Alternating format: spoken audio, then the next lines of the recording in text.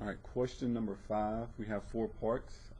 Suppose a simple random sample of size 13 is obtained from a population with a mean of 63 and a standard deviation of 15. What must be true regarding the distribution of the population in order to use the normal model? Okay, so if we want to use normal, we got to have bigger than 30. However, they're saying assume that the normal model can be used for this example. So if we can use normal and the sample size is not big enough, that means the population must be normal. So what must be true regarding the population? There are no requirements. The population must be normal. And we've got some other options. The sample size is large enough, which is not. And D says the population must be normally distributed. The population must be normally distributed if they're telling us that we can use normal because the sample size is not big enough. Okay, so we're going to go with option D.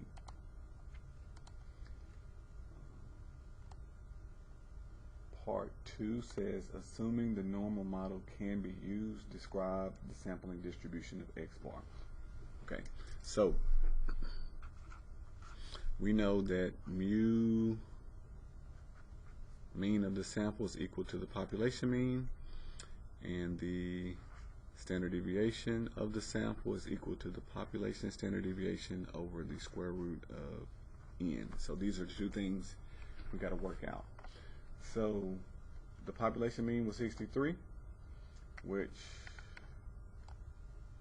we only got 3 answer choices, looks like.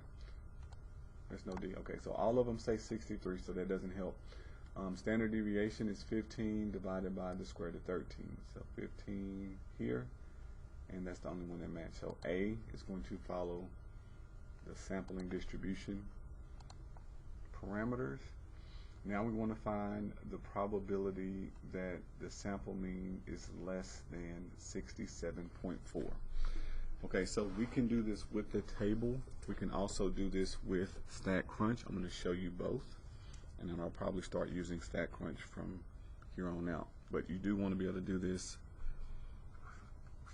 by hand with the table. So we're given probability of the sample mean to be less than 67.4. We're going to apply the z. So the normal z that we're used to is x minus mu over sigma. Well, now with the approximation, we are using a new z formula, which is x bar, the sample mean, minus mu over sigma divided by the square root of n. So everything is pretty much the same except for we got this new standard deviation. That's the main thing. So we're wanting to convert this to z. So in order to convert this to z, I have to subtract the mean and divide by the standard deviation. So I'm going to apply that here. So probability x bar minus the mean divided by sigma over square root of n. What I'm going to do with the numbers is I'm actually going to apply the numbers on this side. So this is saying my x bar, this is fitting for my x bar, 67.4. Subtract the mean was 63, divided by sigma, which was 3, or 15, sorry, 15 over the square root of n, and n was 13, so square root of 13. So once I do this, this converts this to z. Okay, so now I'm going to just do a change of variable. So this is saying probability that z is less than, and I need to convert this to a z score, so I will find out what that's equal to. Looks like I closed my calculator. Didn't mean to do that.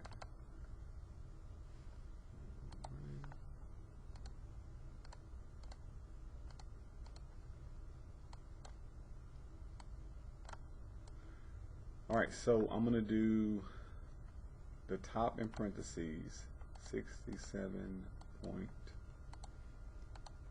0.4 minus 63. So this is my numerator, and then we're going to divide this by 15, and I need to put the bottom in parentheses as well. 15 divided by square root of 13. If you don't put that in parentheses, the calculator may not compute it correctly. So double check, make sure you entered all the information in correctly, and we get a z-score of 1.05. 7 will round up to 1.06. Okay, so what we are looking at, when we do standard normal, this just shifts my mean to be 0, standard deviation to be 1, and we are looking at 1.06, which is over here on the right side, 1.06. So we want less than, so I'm shading this side. This is what I'm looking for. So I know this is going to be greater than 50%. So if I look at my Z chart, which tells me the area to the left, as you can see, and I'm going to look up 1.06. 1.0, 1, 2, 3, 4, 5, 6. So we're looking at 0.8554. So this probability 0.8554. So this is my solution. So by hand, this is what we want to do. Let's compare. If we do this with StatCrunch, StatCrunch just saves us a little bit of the work, but you still got to be able to put it in. So we go to Stat, Calculators, we're going to go down to Normal. We're doing approximate normal. The original mean, so I could put the numbers that I just found, like for my mean being 0, standard deviation 1, and I can put in this z-score, or I can put in the original data. So if I put in mean 0, 1, and the z-score, which was 1.06, I get the 0.8554, gives me the full example. Or if I left the information as it was normally, so the original mean was 63, so I'm going to put 63 here. The standard deviation is going to be sigma divided by square root of n. So sigma was 15, and I'm going to say divided by. The way you get square root, you have to type in SQRT. That's the abbreviation for square root. And then in parentheses, I'm going to put the 13. So this is going to do square root of 13 for that standard deviation. So I have 15 divided by square root of 13. And then the x value was 67.4. So you can put in the original data, and you see it gives us 0.8548. Now this is a more exact number. The calculator or the system is designed to take both. So if I type 0.8548, which I'll round to 49, it will take both of these answers. So for this problem, I'm going to put the Z in. For the next problem, I'm going to do what StatCrunch does, and you can see that they both will work. So for this one, I'm going to do 0.8554. This is what we got from the Z table. All right. And then part C wants to know greater than 64. So I can, instead of going through all of this part, I'm just going to let StatCrunch do this for me. We are going to, so I already have the mean and the square root, standard deviation in there from typing it from the previous problem. What I need to do is change from less than to greater than, and then I need to change my x value to 64.6.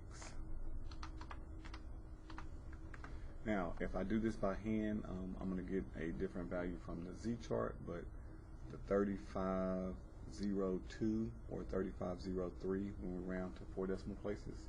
So 0.3503.